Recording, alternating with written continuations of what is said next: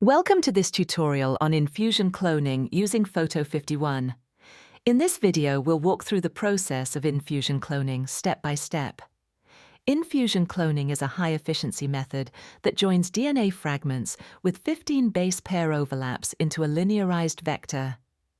Unlike Gibson assembly, InFusion relies on the host cell's repair machinery after transformation, simplifying the in vitro reaction. It is ideal for single-insert cloning, fast workflows, and applications where restriction enzymes are not desired. Go to My Files and select your desired destination vector. Double-click the file to open it or select it, and click Open in the top toolbar. Navigate to the Cloning tab and select InFusion Cloning. This opens the InFusion Cloning window.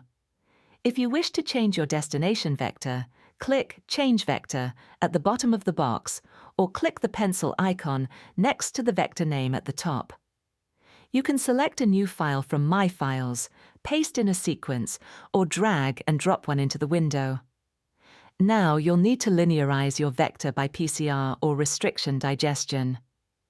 When choosing to linearize via PCR, Photo51 will automatically generate fitting primers based on your selected vector region. Start by selecting the region or feature of your destination vector you want to use. This can be done in Map View by dragging and selecting the region, or in Sequence View as well. When ready, select the Create Primers from Selection button.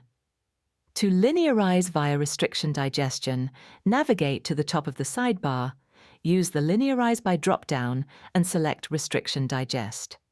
Then select the desired restriction enzyme, and the vector region will be shown.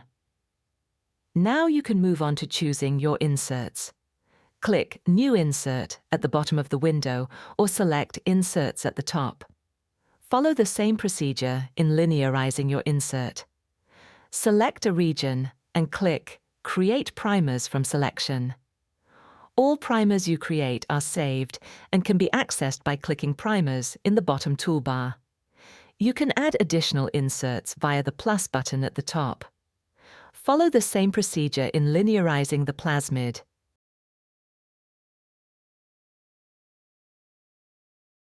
With all the desired inserts added, navigate to the bottom of the window and select Assemble. Select your overlap length or your optimal annealing temperature, then select the Assemble button again.